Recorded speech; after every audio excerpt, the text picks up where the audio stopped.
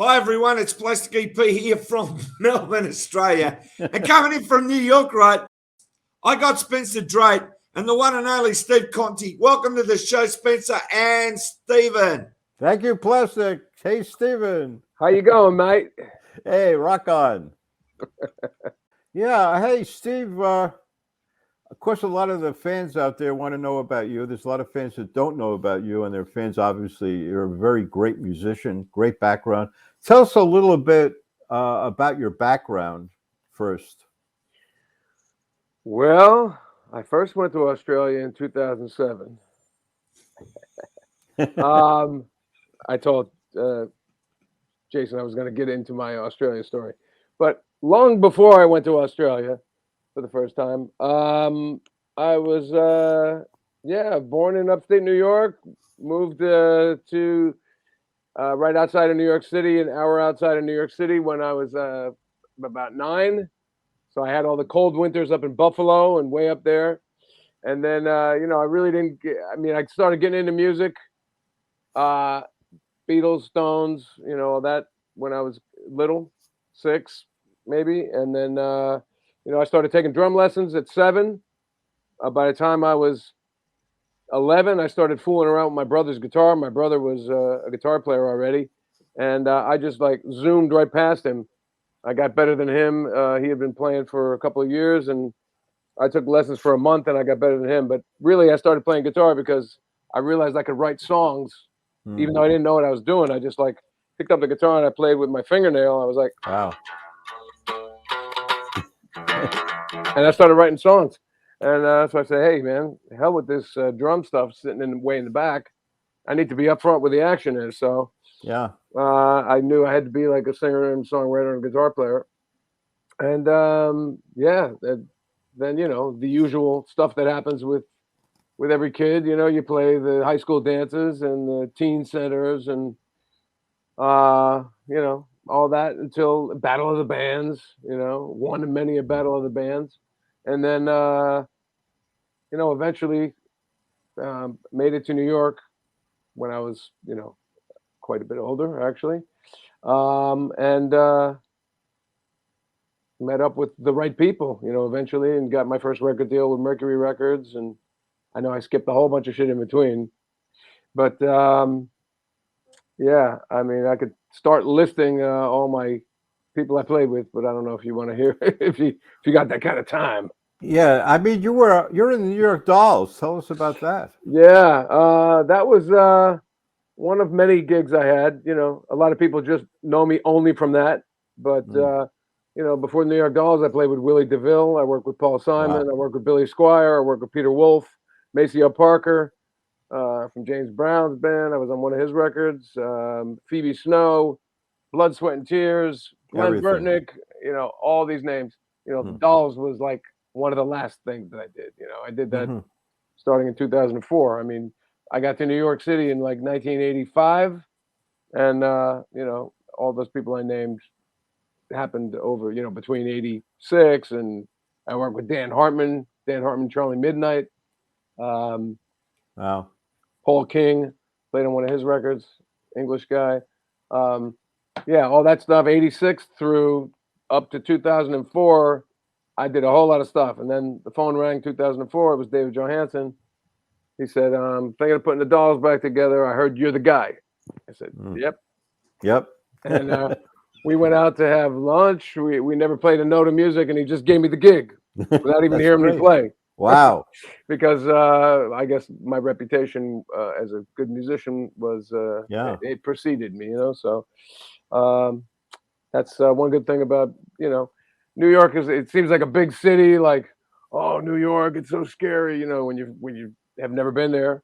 But once you come and you get in the circle, which, you got to be pretty good to get in the circle, otherwise you're on the outside forever. So, I was a big fan of the Michael Monroe. Yeah, I play with him currently. Great band. Yeah, right? You traveled a lot with him. Yeah, we play. We've been to Japan. We've been to all over Europe, South America, England a lot. We've done the States a few times, but Yeah, actually, I'm going to Finland. He's from Finland, so I'm going to Finland next month to do start a new record with him and the guys.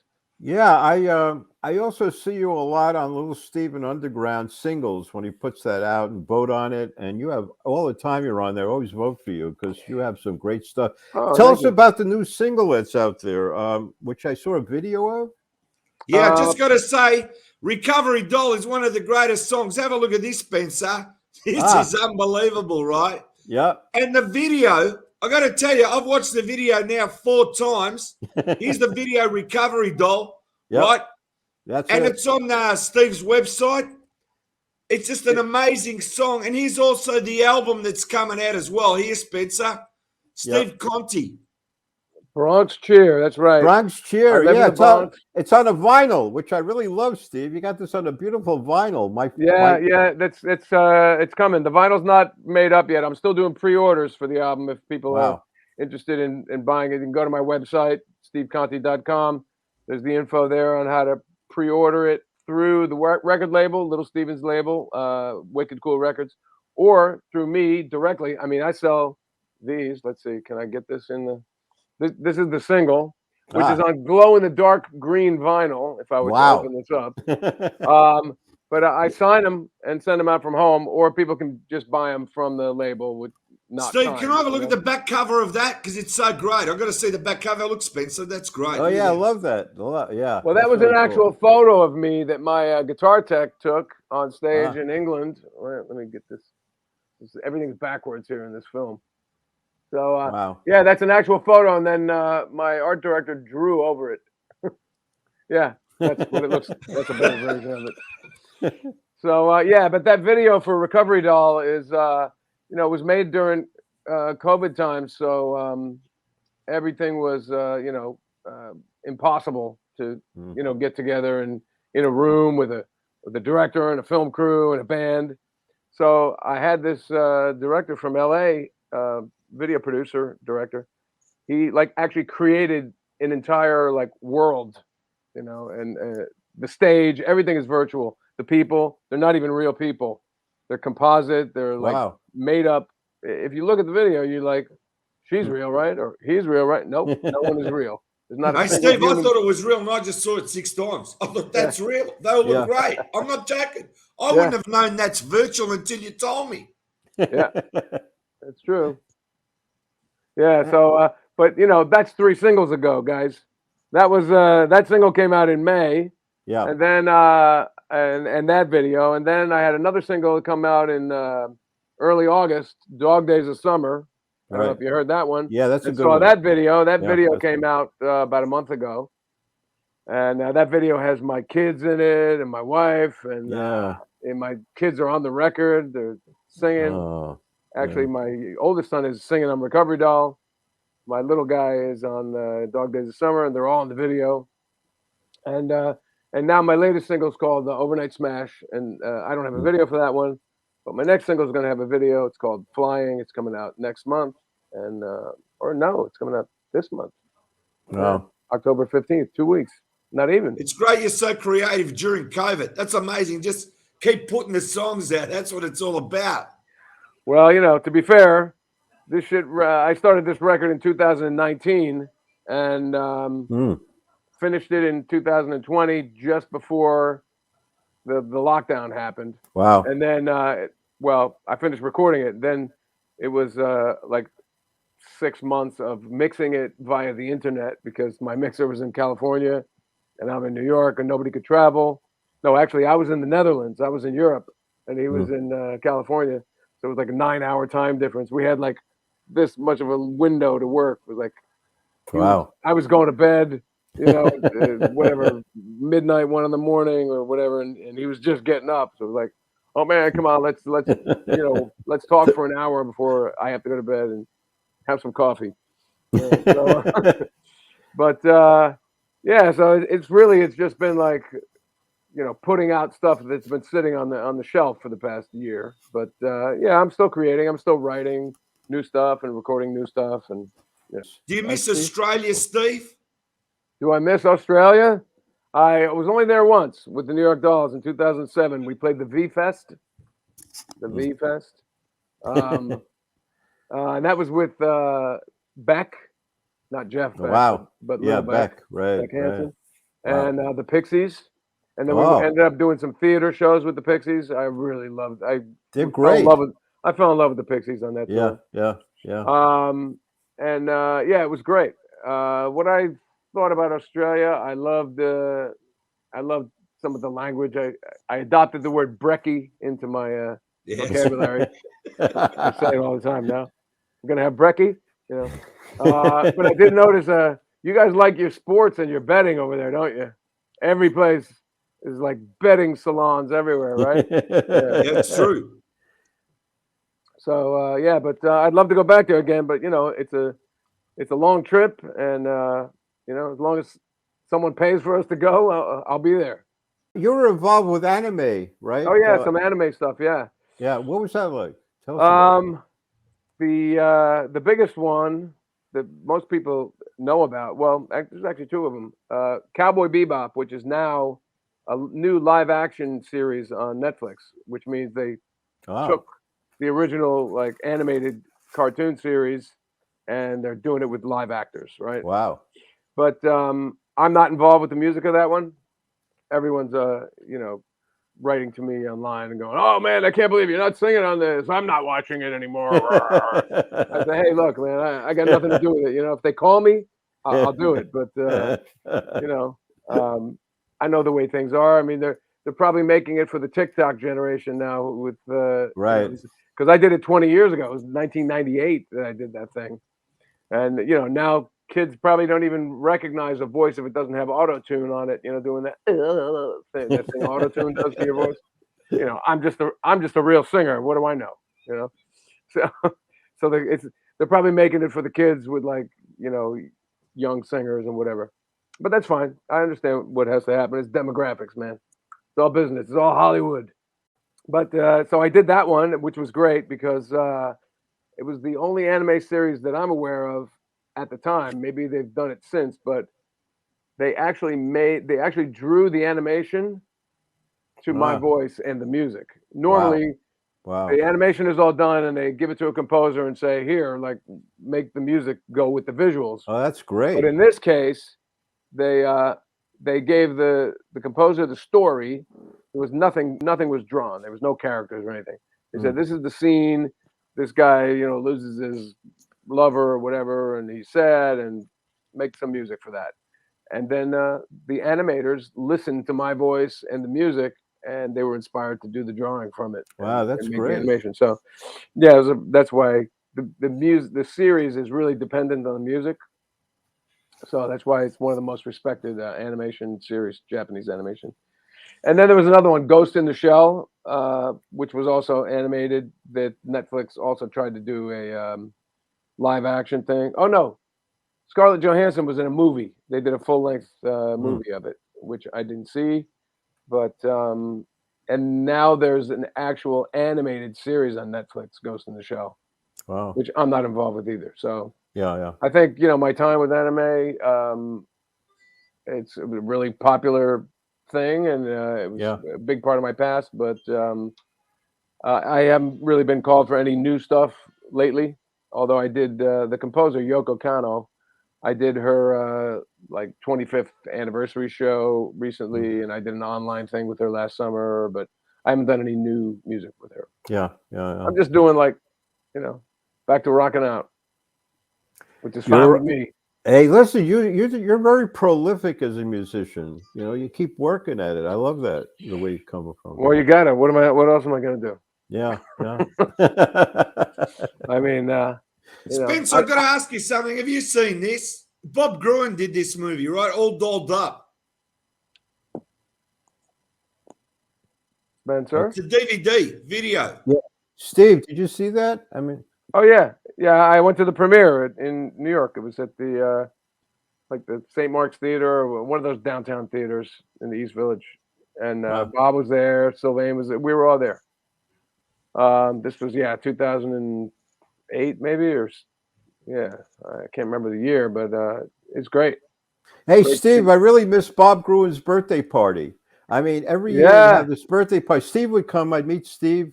right? Yeah. Every year almost. Yeah, And then but Bob you would know, have incredible celebrities there, right? I mean, yeah, Alice Cooper was there, and Little Steven, and you, and Bon yeah, Jovi's band. I mean, it never ends, right? yeah. They were good parties, but I guess because of COVID, Yeah, you yeah. know, he's one of those guys that always has his birthday party every year. So I guess once it's safe to have parties again, he'll be having I it. hope he brings it back. I'm sure he will.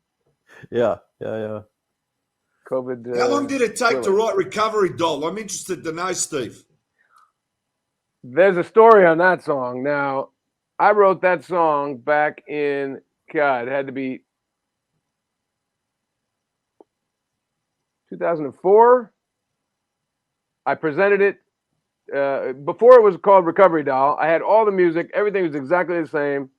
I had just had some like scratch lyrics, as I call them, not real lyrics, because when you present things to Johansson, he's gonna write the lyrics anyway.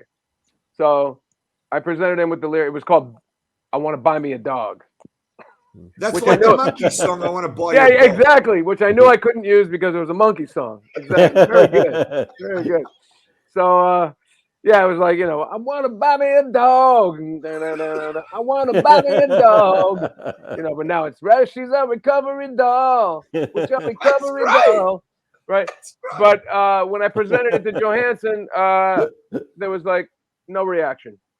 I was like, okay, I'll take it back for myself. But then when I joined Michael Monroe's band, I was like, let me try this again on Monroe. All right. And then I rewrote the lyrics and I had Recovery Doll. I played it for Monroe. He passed on it too. I'm like, all right, fuck all y'all, man. I'll do it myself, And good thing, one man's junk is another man's treasure. Yeah, it's true.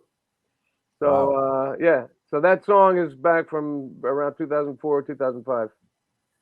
Wow. Spencer, that's got hit all over it. That's a hit song. Yeah, it really does. Yeah, I agree. Do you have any interesting rock stories, Steve? Some crazy stuff. Rock stories, man. I got 2 kids now. Yeah, well, from back in the day, certainly, but this is probably not an X-rated show, so How about the on the road stuff? How about on the road? Yeah, that's what I'm talking about. On the road stuff. But, I was on the road in the '80s. Put it that way. Let your imagination run wild. Long before I was married. There were some wild times, but I'm a good man now. I got that all out of my system. You're a good family guy. I know Yeah, that. You're well, really good father. I mean, how long can you keep doing sex and drugs and rock and roll? I mean, you can keep doing rock and roll forever, but and hopefully you can keep doing sex forever with the right person. but drugs no more. Just the light stuff. I like a nice glass of wine, occasional vodka. Little herb. That's right. Good enough for me. How about music? In the area of music, are there any groups that you follow yourself or interested in these days? Like new bands? Yeah. Let's see. Who have I been liking lately? I've been. I listen to the Underground Garage all the time. Little Steven's the radio station on Sirius, because I want to hear if they're actually playing my record. I bought it. I pay for a monthly subscription.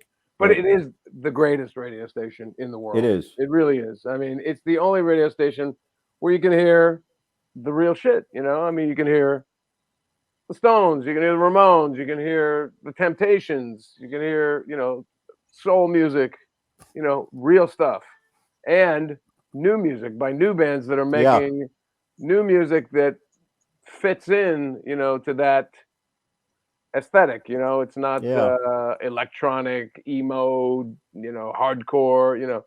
It's not the other musics that are happening now. It's rock and roll and garage rock, and it's got to have a certain amount of soul. Some of the stuff can be a little white bread, but let me think of some of the names of the artists escape me, but every time it comes on. I go, oh, I like that. What is that? Yeah. Wait, yeah, I can yeah. tell you. There's a guy from, I think he's from Chicago. I think his name is Nick something or other. Let me see. Let me see if I can find it in my phone here. He's got a really strange name. But I also I like to go back and discover the Flesh Tones. I like to discover great. old stuff that I didn't know about, or yeah. old bands I didn't know about, Yeah. or band I heard of but I never heard the record. So like I heard a Flesh Tones song and it was like, man, how did I never? I've been hearing the name the Flesh Tones for years and I never had a record. So I went. Now I got a Flesh Tones record. Wow. What's it called? Candy Ass. Steve, I'm going to ask you, do you reflect a lot on the 60s? For example, I'm just saying, I'm pulling out a few names.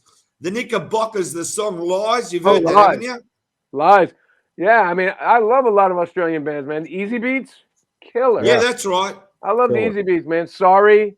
And She's So Fine. Of course, Friday on My Mind, of course. Exactly. Yeah. Written by Vanda and Young, I believe, who were Malcolm and Angus's uncles, right? Yeah, that's right. I also got to say, Steve, there's a band called The Angels. You've got to look them up. What happens is they were opening act for AC/DC before they became big, and they did songs like No Secrets, things like that. You're going to love their style of songs. The Angels?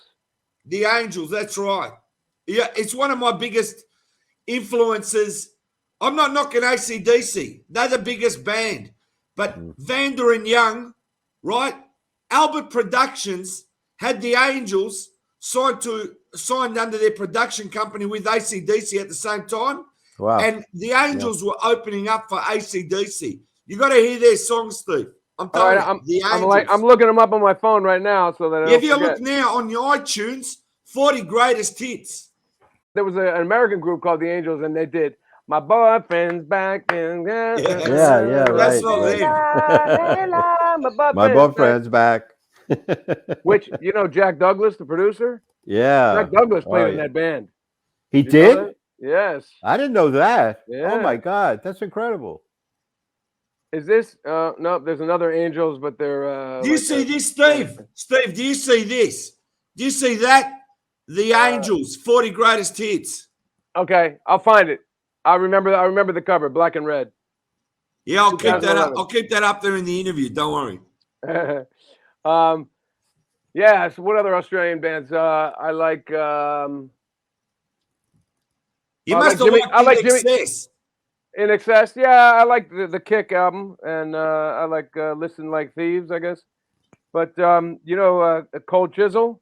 Jimmy Barnes? Of course. Wow. So my drummer, Charlie Drayton, who plays on this record, he's been in Cold Chisel for the past couple of years. He was married to Chrissy of the Vinyls, Chrissy Amplet. Oh, wow. And she was a friend of mine too. Poor thing. I loved her, man. She's really that song I Touch Myself. That's unbelievable. That one. The whole album. Charlie, my drummer on Bronx Cheer, he and I and my brother, who also plays on my record, we played with Chrissy. We did a little Vinyl set here in New York back when I did a September 11th benefit for my cousin's firehouse. My cousin was the only one who came back alive from his firehouse. 10 or 11 of his brothers perished in the World Trade Center.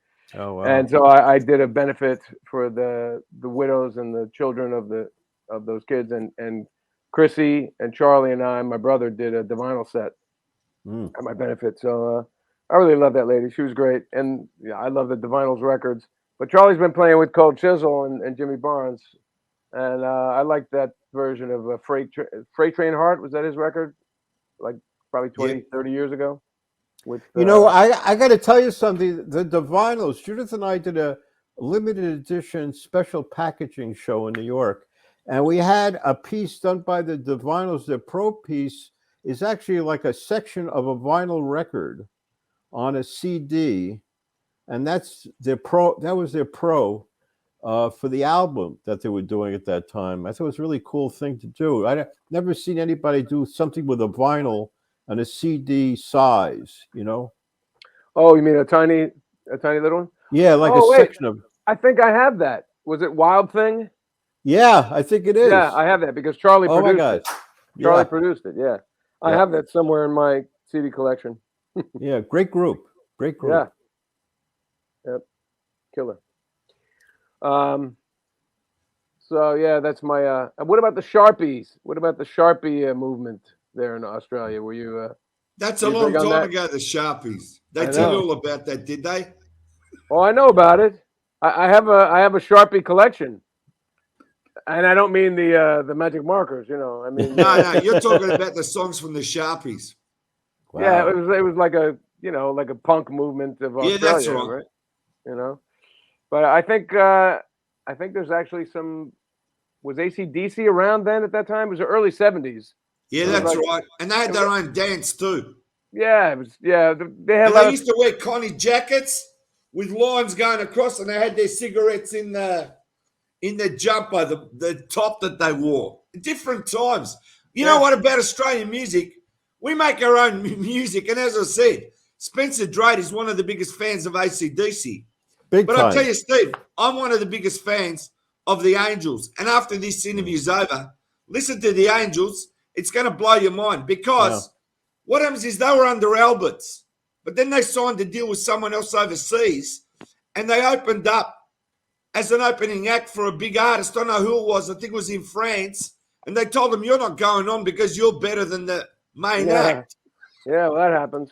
I got to tell you a story, Steve. You'd be into this, and also Plastic. I think I told Plastic, but anyway, you'd be AC/DC was, they were going to get signed by Atlantic, and Steve Leeds, friend of mine, was doing A&R at Atlantic, and so they kept on.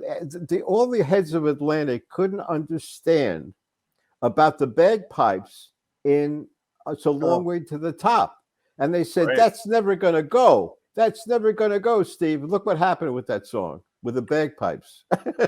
Yeah, well, to be fair, that was like album number 5 or something, wasn't it? I mean, they were Yeah. already, world famous by then. It was kind of a no-brainer. Why? Exactly. But I just want to say they were Scottish. Their background's Scottish. Yeah, Ah, the That's Young why. Brothers. And their brother, who was in the Easy Beats, they were always proud Scottish. If you see the Easy Beats clips, you see them in their little suits with the white shirts that are like Scottish. That's what they are. They're proud of where they came from. Great band, man. Plastic. That's good info. Angus is one of my favorite guitar players. Oh, amazing, amazing. Yeah, amazing.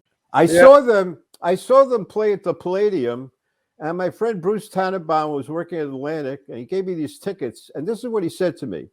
He says, when Angus goes across the stage, he's been known to punch out anybody coming on the stage. I said, yeah, you're crazy. Okay. So I go to the Palladium. I'm sitting in front of the right speaker, and here's Angus going across the stage as usual. And someone tries to get on the stage, and he punched him. He punched him in front of me. I said, Bruce, I can't believe this. Well, at least he didn't pull a Keith Richards, and remember that clip of Keith like whacking a dude with his guitar. Oh wow, yeah.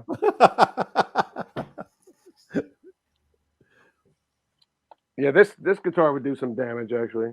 This is a Zemitis with a. Oh, that's beautiful. Wow, it's nice, huh? What kind of guitar is that? What's the name of it? Zemitis. Mm-hmm. Ronnie Wood used to play him. James Honeyman Scott from the Pretenders. Oh, God. Some of my fave guys. So I got it a couple years ago, and great company. Beautiful. Yeah. So Steve, can you play something on it? Like hear the sound of it a little bit? Well, it's not plugged in, so it's not gonna sound that good. I mean, I don't know if you can tell anything. Yeah, we can hear it. We can hear it, Steve. We can hear it. Nice. I mean, it's just an unplugged, electric. Sounds okay, even unplugged.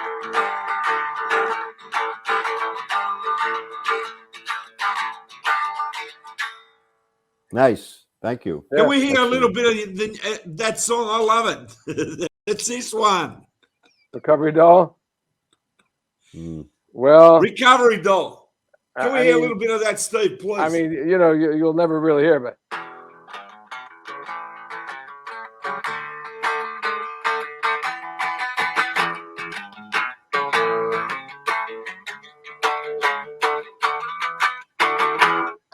There you go. That's all you get. Now, Steve, you've got to give us all your links so everybody out there can find you. I went to your website. It's fantastic. There's a lot of stuff on there. Oh yeah. Well, I'm on all the. It's steveconte.com. Conte. And I'm on all the usual, Facebook. I have a music page on Facebook, Instagram, Twitter. I have a YouTube channel where I post all my videos too. What else? What are the other, usual suspects?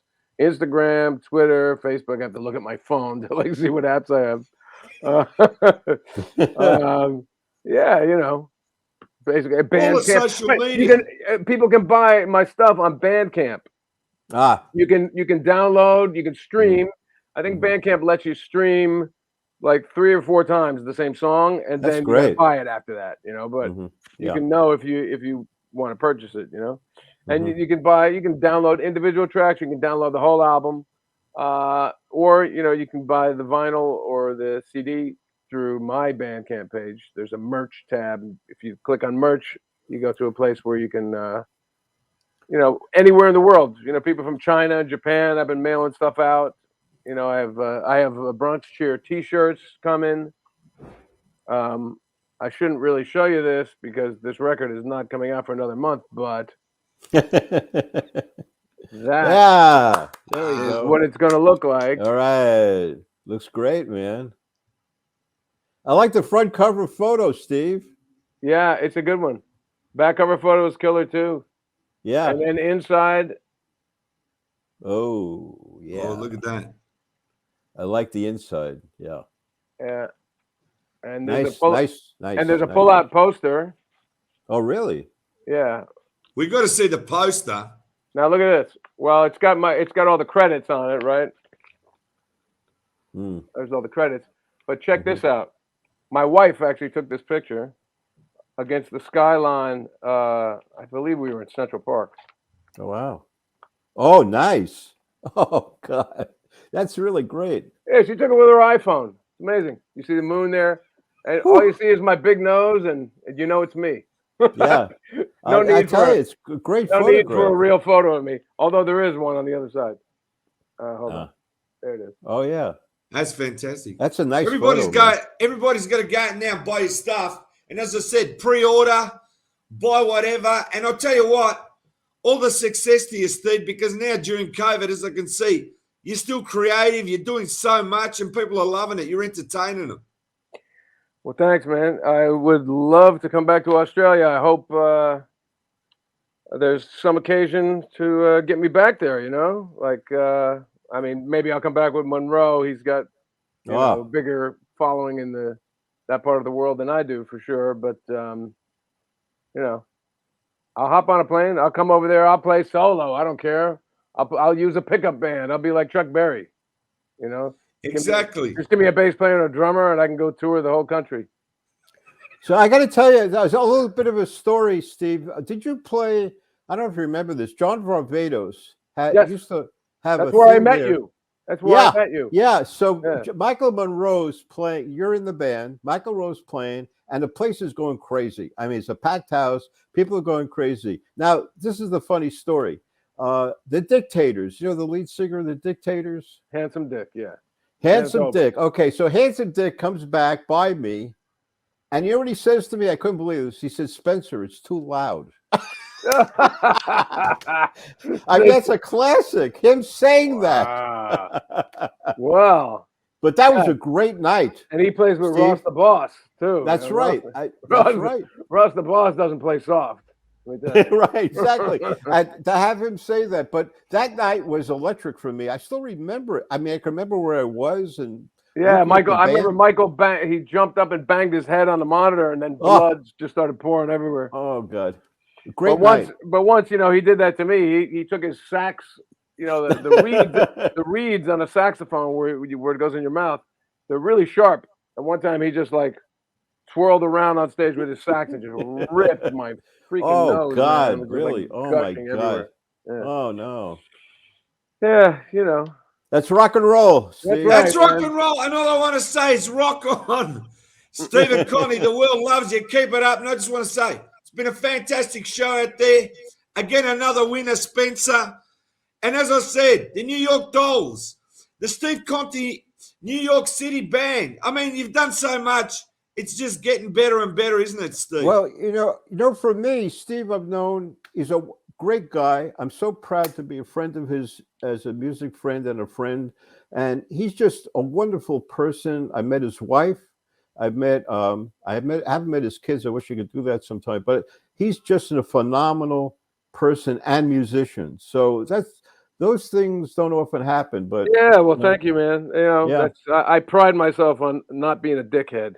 Because there's plenty of musicians that are. Yeah, they'll use you. They'll use you, though. Then they'll kick you to the curb and throw you under the bus. When they're done with you. And I'm not one Steve, of those guys. before we go, you got any advice for any up and coming musicians? Yeah, quit. No, right. No, seriously. I don't know how it applies to today, because so many kids are used to just pushing buttons on a laptop and, hey, I can make music. Whoa, But I'd say really learn what you're doing. Really learn music, because it's going to come in handy. And if you don't get famous right away, pushing those little buttons on your computer and not knowing what you're doing, then you're not going to have a career. Yeah. But if you actually learn your instrument, now I studied jazz guitar, so I know beyond the 4 chords of rock and roll. So that's why I could work with Maceo Parker, Blood, Sweat, and Tears, Paul Simon, in addition to the 3-chord wonders like the New York Dolls, But the more you know, the more you can do, obviously. Yeah. That's great advice, Steve. I guess some people feel like, oh, I don't want to learn too much. It's going to ruin my rock playing. Well, don't let it ruin your rock playing, Just be smart about it. Don't start playing. Tell me this, Steve. This is true, right? ABBA have made a comeback. Now, listen, I've heard that really hardcore musicians, when they ask them, who do you like? They say ABBA, because they love the music. The music is above the rock image. Do you know what I'm trying to say? You agree? ABBA wrote some great songs. Yeah. Who are you saying? ABBA. Oh, ABBA. Oh, yeah, the Swedish band. Yeah, I like Waterloo. Great song. What about Money Money? I don't know that one. I don't know. Dancing Queen. Yeah, that's it. I never heard Mamma Mia. I just know there's a Broadway show called Mamma Mia, but I never heard the song. I don't really know too many of their songs, but they're definitely quality. They're hit machines. I mean, they have freaking airports named after them in Sweden. I mean, they're massive. Name of the game. Name of the game. Is that one of their songs? Yeah. Yeah. But they had the formula, I call it. They had this formula that really worked, and it's just amazing. That group's actually amazing, their whole career. Dancing Queen was a ripper. See, now we're going to talk about ABBA, so let's stick to the rock and roll. And I'll tell you, it's been a fantastic interview. And as I said, Plastic EP and Spencer Drate, we thank you so much, Steve. You're just a great guy, but not only that, you're a fantastic musician. Thanks again and for by being the way, on the show. Steve, this interview will be not only on YouTube, but it'll be on our site on Facebook. Plastic and I have a site called Interviews Down Under, so you'll be able to see that interview will be on there. Okay, so to let you know that. Fantastic. As long as it's not 6 feet under. From Plastic EP and Stephen Drate, we thank you so much, Steve. And all I can say is rock on. Thank you. And don't forget my last name, because it's not on there. See, it just says Steve. Where is it? Steve Conte. There it is. There's my name, Steve. Okay. But don't forget Conte. Conte, y'all. Yep. Steve Conte. He's the guy. See you soon. All right. Take care. Thanks for having me. We'll see you, bro.